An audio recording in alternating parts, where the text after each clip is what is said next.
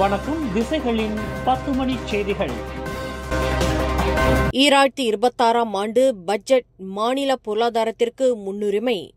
அடுத்த மாதம் நாடாளுமன்றத்தில் தாக்கல் செய்யப்படவிருக்கும் 2026ஆம் ஆண்டு பட்ஜெட் மாநில பொருளாதார முன்னுரிமைகளுக்கு ஏற்ப வடிவமைக்கப்படும் என்று பிரதமர் டத்தோஸ்ரீ அன்வார் இப்ராஹிம் அறிவித்துள்ளார். கடந்த காலங்களைப் போல அமைச்சு அளவில் மட்டும் தீர்மானிக்கப்படாது என்று பிரதமர் தெளிவுபடுத்தினார். மக்களின் தேவைகளை புறக்கணிக்காமல் பொருளாதார வளர்ச்சி சீராக தொடர்வதை உறுதி செய்வதற்கு, குறிப்பாக மக்களின் வாழ்க்கை செலவினத்தை நிவர்த்தி செய்வதற்கு அதீத முன்னுரிமை வழங்கப்படும் என்று நிதி அமைச்சருமான டத்தோஸ்ரீ அன்வார் குறிப்பிட்டார். ஒவ்வொரு மாநிலத்திற்கும் அதன் சொந்த ஆற்றல் உள்ளது. மலாக்காவில் உள்ளதைப் போல சுற்றுலா மற்றும் உற்பத்தி துறைகளில் கவனம் செலுத்தப்படுகிறது. இது மாநிலத்தின் செயல்திறனை ஊக்கப்படுத்துகிறது என்று இன்று சனிக்கிழமை மலாக்கா பண்டர் ஹிரேரில் நிதி அமைச்சருடன் சுற்றுலா உற்பத்தித்துறை 2026ஆம் ஆண்டுக்கான பட்ஜெட் அமர்வில் பேசுகையில் டத்தோஸ்ரீ அன்வார் இதனை தெரிவித்தார். உயர் அடுக்கு மக்களுக்கும் அடித்தட்டு மக்களுக்கும் இடையே அதிக இடைவெளி இருப்பதால் மக்களின் வாழ்க்கை செலவின உயர்வு இந்த 2026ஆம் ஆண்டு பட்ஜெட்டில் கருத்தில் கொள்ளப்படும் என்று பிரதமர் குறிப்பிட்டார். நீலாய் லங்கேங்கில் உள்ள தொடக்கப்பள்ளி ஒன்றின் விளையாட்டுப் போட்டியின் போது பள்ளி வளாகத்தில் உள்ள சாக்கடை குழியில் விழுந்து 9 வயது மாணவன் மரணமுற்ற சம்பவம் குறித்து விரிவான விசாரணை நடத்துமாறு நெகிரி சம்பிலான் மாநில கல்வி இலாகாவிற்கு கல்வி அமைச்சு உத்தரவிட்டுள்ளது. இன்று காலையில் நிகழ்ந்த இச்சம்பவத்தில் பள்ளி வளாகத்தில் மூடப்படாமல் இருந்த சாக்கடை குழியில் விழுந்து மாணவன் மரணமுற்ற சம்பவம் பெற்றோர்கள் மத்தியில் பெரும் பரபரப்பை ஏற்படுத்திய நிலையில் உடனடியாக விசாரணையை தொடங்குமாறு கல்வி தலைமை இயக்குநர் அசம் அஹமட் உத்தரவிட்டார். அதேவேளையில் பள்ளி வளாகத்தில் உள்ள வசதிகள் அனைத்தும் பாதுகாப்பானவை என்பதை பள்ளி நிர்வாகம், மாவட்ட கல்வி அலுவலகம் மற்றும் மாநில கல்வி இலாகா உறுதி செய்ய வேண்டும் என்று அவர் வலியுறுத்தியுள்ளார். அடுத்த மாதம் கோலாலம்பூரில் நடைபெறவிருக்கும் ஆசியான் உச்சநிலை மாநாட்டில் அமெரிக்க அதிபர் டொனால்டு டிரம்பிற்கு விடுக்கப்பட்ட அழைப்பு ரத்து செய்யப்பட வேண்டும் என்று முன்னாள் பிரதமர் துன் மகாதீர் முகமது கேட்டுக் கொண்டுள்ளார். பாலஸ்தீன மக்கள் மீது இஸ்ரேல் இழைத்துள்ள மனித குலத்திற்கு எதிரான குற்றங்களை வெளிப்படையாக ஆதரித்து செயல்படுத்தி வருவதால் டிரம்பிற்கு விடுக்கப்பட்ட அழைப்பை பிரதமர் அன்வார் ரத்து செய்ய வேண்டும் என்று சமூக ஊடகங்களுக்கு வெளியிட்டுள்ள அறிக்கையில் துன் மகாதீர் கேட்டுக் கொண்டார். இவ்விவகாரத்தில் மலேசியா அமைதியாக இருந்துவிட முடியாது என்பதை வலியுறுத்திய துன் மகாதீர், அமெரிக்காவின் ஆதரவுடன் இஸ்ரேல் செய்து வரும் அட்டூழியங்களுக்கு எதிராக உறுதியான மற்றும் வெளிப்படையான நிலைப்பாட்டை எடுக்குமாறு பிரதமர் அன்வாரையும் அவரின் தலைமையிலான அரசாங்கத்தையும் கேட்டுக் கொண்டுள்ளார். பெட்ரோல் ரான் 95 எரிபொருள் சலுகை விலையில் கிடைக்கும் பூடி 95 திட்டம் இன்று போலீஸ்காரர்களுக்கு அதிகாரப்பூர்வமாக தொடங்கப்பட்டது குறித்து போலீஸ் படைத்தலைவர் Datuk Seri Mohamad Khalid Ismail Madani அரசாங்கத்திற்கு தமது நன்றியை தெரிவித்துக் கொண்டார். பூடி 95 அமல்படுத்தப்பட்டது மூலம் அரச மலேசிய போலீஸ் படை மற்றும் மலேசிய ஆயுதப்படை மீதான அரசாங்கத்தின் ஒருங்கிணைந்த ஆதரவையும் பாராட்டையும் காட்டுகிறது என்று ஐஜிபி வர்ணித்தார். இந்த முயற்சியானது அரச மலேசிய போலீஸ் படை பணியாளர்களுக்கு உற்சாகத்தையும் உந்துதலையும் தருகிறது.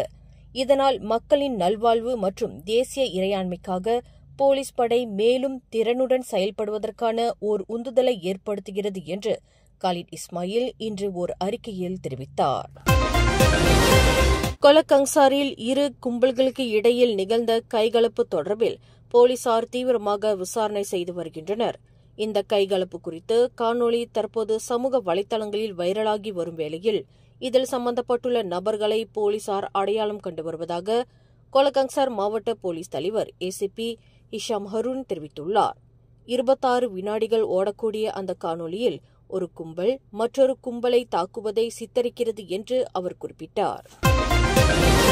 ஸ்லாங்கூர் மாநில அரசின் ஜலாஜ ஜாப் கேர் வேலை வாய்ப்பு கண்காட்சி இன்று கில்லான் மாநகரில் டேவான் ஹம்சா மண்டபத்தில் சிறப்பாக நடைபெற்றது. ஸ்லாங்கூர் மாநில ஆட்சிக்குழு உறுப்பினர் வி பாப்பாராயுடு தலைமையிலான மனிதவளம், வறுமை துடைத்தொழிப்பு மற்றும் ஒராங் அஸ்லி சிறுபான்மையினர் விவகார பிரிவு ஏற்பாட்டில் நடைபெற்ற இந்த வேலை வாய்ப்பு கண்காட்சியில் பல்வேறு துறைகளைச் சேர்ந்த 28 தொழில் நிறுவனங்கள் பங்கேற்று வேலை தேடிக்கொண்டிருக்கும் இளையோர்களுக்காக 4000க்கும் மேற்பட்ட பல்வேறு வேலை வாய்ப்புகளை பெறுவதற்கு முகப்பிடங்களை அமைத்து அவற்றின் அதிகாரிகளால் நேர்காணலும் நடத்தப்பட்டது. இந்த நேர்காணலில் பங்கேற்று வெற்றி பெற்றவர்களுக்கு உடனடியாக வேலை வாய்ப்புக்கான கடிதங்கள் வழங்கப்பட்டன.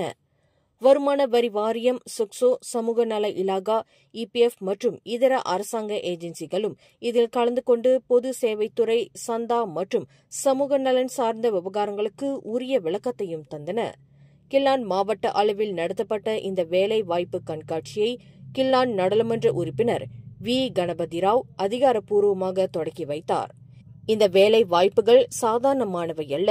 கிட்டத்தட்ட 1700 ரிங்கிட்டிலிருந்து 8000 ரிங்கிட் வரை வருமானத்தை தரக்கூடிய நல்லதொரு வேலை வாய்ப்புகளாகும். இந்த வேலை வாய்ப்புகளை நல்ல முறையில் இளையோர்கள் பயன்படுத்திக் கொள்ள வேண்டும் என கணபதி ராவ் வலியுறுத்தினார். Administration, kita nampak factories yang mana juga melibatkan technician, engineers and so on. Kita nampak marketing. Begitu banyak peluang yang tawarkan, peluang-peluang yang sangat berbaloi.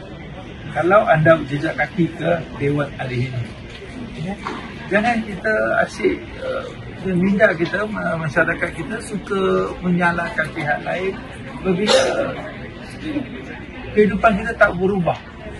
Kita asyik mencari kesalahan dan juga kita nak dapat cari excuse. Very fast we say government never do anything. இந்நிகழ்வை சிறப்பான முறையில் ஏற்பாடு செய்த ஆட்சிக்குழு உறுப்பினர் we. பாப்பராயுடுவிற்கும் Selangor மாநில அரசுக்கும் மத்திய அரசாங்கத்திற்கும் தமது நன்றியை தெரிவித்துக் கொள்வதாக கணபதி ராவ் தெரிவித்தார். வரும் சபா சட்டமன்ற தேர்தலில் தமது தலைமையிலான வாரிசான் கட்சி பாரிசான் நேஷனலுடன் அரசியல் ஒத்துழைப்பு கொள்ளப்போவதாக கூறப்படுவதை அக்கட்சியின் தலைவர் டத்துஸ்ரீ ஷஃபி அப்டால் மறுத்தார். சபா சட்டமன்ற தேர்தலில் தமது தலைமையிலான வாரிசான் கட்சி 73 தொகுதிகளிலும் தனிச்சையாக போட்டியிடுமே தவிர எந்தவொரு கட்சியுடனும் கைகோர்க்காது என்று ஷஃபி அப்டால் திட்டவட்டமாக தெரிவித்தார். வாரிசான் கட்சியுடன் இணைந்து போட்டியிட யார் வேண்டுமானாலும் ஆர்வப்படலாம். ஆனால் கட்சியின் உச்சமன்றம் 2 முறை கூடியதில் கட்சி தனிச்சையாக போட்டியிடுவதே சிறந்தது என்று முடிவு எடுக்கப்பட்டதாக சபாவில் மிகப்பெரிய அரசியல் சக்தியாக விளங்கும் ஷஃபி அப்டால் குறிப்பிட்டார். மலேசிய காற்பந்து சங்கத்தின் ஹரிமாவ் மலாயா தேசிய அணியில் 7 ஆட்டக்காரர்கள் சம்பந்தப்பட்ட ஆவணங்கள் போலியானவை என்று கூறப்படுவது தொடர்பில் மலேசிய ஊழல் தடுப்பு ஆணையமான SPRM விசாரணை மேற்கொள்ளவிருக்கிறது என்று அதன் தலைமை ஆணையர் தான் ஸ்ரீ அசாம்பாக்கி தெரிவித்தார். இந்த குற்றச்சாட்டு தொடர்பில் மேல் விவரங்களை பெறும் பொருட்டு அனைத்துலக காற்பந்து சம்மேளனமான ஃபிஃபாவுடன் தொடர்பு கொண்டு தேவையான விளக்கங்களை பெறுமாறு SPRMின் தலைமை விசாரணை இயக்குநர் ஜைனுல் டரூஸ் கேட்டுக் கொள்ளப்பட்டுள்ளதாக அசாம்பாக்கி விளக்கினார். காற்பந்து துறையில் நிகழ்ந்துள்ளதாக கூறப்படும் இந்த ஊழல் குறித்து விசாரணை செய்வதற்கு SPRMிற்கு அதிகாரம் உள்ளதா என்பது குறித்து ஃபிஃபா வழி விளக்கம் பெறப்படும் என்று அசாம்பாக்கி குறிப்பிட்டார். பேரா மஞ்சோங் பந்தாய் ரெமிஸ் அருகில் ஜாலான் ஹண்ட்லி கம்போங் சுங்காய் பாத்துவில் நிகழ்ந்த சாலை விபத்தில் மோட்டார் சைக்கிளில் பயணித்த தந்தையும் மகனும் உயிரிழந்தனர். இந்த சம்பவம் இன்று சனிக்கிழமை மதியம் 12:30 மணியளவில் நிகழ்ந்தது. 33 வயது ஹூ ஸ்வெட் யி என்ற நபரும் அவரின் 10 வயது மகன் சன் ஜூன்ஜியும் பயணம் செய்த மோட்டார் சைக்கிள் வேக கட்டுப்பாட்டை இழந்து சாலையை விட்டு விலகி அருகில் உள்ள மின் கம்பத்தில் மோதி உயிரிழந்ததாக மஞ்சோங் மாவட்ட போலீஸ் தலைவர் ACP ஹஸ்புல்லா அப்துல் ரஹ்மான் தெரிவித்தார். ஒரு கட்சிக்கு எதிராக அடிப்படையற்ற குற்றச்சாட்டு அல்லது அவதூறு கூறும்போது அது குறித்து பதிலளிக்க வேண்டிய தார்மீக கடப்பாடு கட்சி தலைவருக்கு உண்டு. அதை விடுத்து மௌனம் சாதித்து வருவது அந்த குற்றச்சாட்டு உண்மை என என்றே நினைக்க தூண்டும். அத்தகைய 2ஆம் கட்ட நிலைதான் மாசிசா உள்ளது என்று ஜாசேகா இளைஞர் பிரிவு தலைவர் உக்கால்யோங் தெரிவித்தார். இன்று ஒற்றுமை அரசாங்கத்தில் கூடவே இருந்து கொண்டு குளிப்பறிக்கும் கட்சிகளும் உள்ளன. அதற்கு எடுத்துக்காட்டு மாசிசா. ஒற்றுமை அரசாங்கத்தில் ஓர் உறுப்பு கட்சியாக இருந்து கொண்டு ஒரு எதிர்க்கட்சியைப் போல் சக உறுப்பு கட்சிகளை சாடி வருவதாக உக்கால்யோங் குறிப்பிட்டார். பரிக்காத்தன் நேஷனலில் மாசிசா இணைவது குறித்து எந்த ஒரு அதிகாரப்பூர்வமான பேச்சுவார்த்தை நடத்தவில்லை என்று அதன் பொதுச் செயலாளர் டத்தோஸ்ரீ அஸ்மின் அலி கூறுகிறார். ஒற்றுமை அரசாங்கத்தில் ஓர் உறுப்பு கட்சியாக இருக்கும் மாசிசா அது குறித்து உடனடியாக தன்னிலை விளக்கம் அளித்திருக்க வேண்டும். அதுதான் ஒரு கட்சியின் தார்மீக கடப்பாடாகும். மாசிசாவும் மாய்காவும் தன்னிலை விளக்கம் அளித்திருக்க வேண்டும். நாங்கள் பரிக்காத்தன் நேஷனலில் இணைவதற்கு ஆர்வமில்லை. நாங்கள் பாஸ் கட்சியுடன் சேர்ந்து இருப்பதில் விருப்பமில்லை. பர்சத்து போன்ற லஞ்ச ஊழல் குற்றச்சாட்டுகளை எதிர்நோக்குகின்ற தலைவர்களின் கட்சிகளுடன் இணைவது எங்களுக்கு விருப்பமில்லை என்று அந்த கட்சிகள் தெளிவுபடுத்தியிருக்க வேண்டும். இதில் மாய்காவை வேண்டுமானால் சிறிதளவு ஏற்றுக்கொள்ளலாம். வரும் நவம்பர் மாதம் நடைபெறவிருக்கும் கட்சி மாநாட்டில் முடிவெடுக்கப்படும் என்று துணிச்சலாக கூறியது. ஆனால் மாசிசா மௌனம் காத்து வருகிறது என்றால் என்ன பொருள்? உக்காலியோங் கேள்வி எழுப்பினார். அடுத்த மாதம் கொண்டாடப்படவிருக்கும் தீபாவளி திருநாளை முன்னிட்டு கடந்த வியாழக்கிழமை கோலாலம்பூர் அமர் கேலில் ஜாசிகா இளைஞர் பிரிவு ஏற்பாட்டில் நடைபெற்ற ஊடகவியலாளர்களுடன் தீபாவளி கொண்டாட்ட நிகழ்விற்கு தலைமையேற்று உரையாற்றுகையில் உக்காலியோங் இதனை தெரிவித்தார். Dan hari ini saya rasa sebagai ketua DFC, saya rasa ada tanggungjawab untuk saya seru ataupun desak parti MCA dan MIC. Sebenarnya tak susah. Kalau ada orang fitnah parti kamu, kalau ada orang cakap benda yang tak benar tentang parti kamu, saya rasa adalah patut untuk pimpinan utama MCA dan MIC untuk tampil ke depan cakap bahawa kami tak minat untuk menyertai Perikatan Nasional. Kami tak minat untuk bersama dengan PAS yang memang menjahanamkan masyarakat masyhur negara kita. Dan kami tak minat untuk bersama dengan parti yang memang ada masalah rasuah seperti Bersatu dan sebagainya. Saya rasa itu tanggungjawab pimpinan utama MCA dan MIC. Tapi nampaknya MCA dan saya rasa MIC lagi berani daripada MCA. Ini sejujurnya. MIC berani kata mereka akan berhadapan dengan convention yang akan berlangsung pada bulan November. Dan mungkin pada waktu itu mereka akan membuat keputusan. MIC is better than MCA. Why? முன்னதாக கட்சியின் உதவித் தலைவர் லிங்கேஷ் செல்வானந்தன் தமது உரையில் பிரதமர் Datuk Seri Anwar Ibrahim தலைமையில் ஒற்றுமை அரசாங்கம் இந்திய சமுதாயத்திற்காக அண்மையில் அறிவித்த நிதி ஒதுக்கீட்டின் ஆக்கப்பூர்வமான விளைவுகள் குறித்து விவரித்தார். குறிப்பாக தமிழ் பள்ளிகளுக்கு ஐசிடி திட்டம், தோட்டப்புறங்களைச் சேர்ந்த மக்களுக்கான ஆன் ஆஃப் முறையில் நிதி உதவி, ஆலயங்களுக்கு நிதி உதவி ஆகியவற்றை லிங்கேஷ் பட்டியலிட்டார்.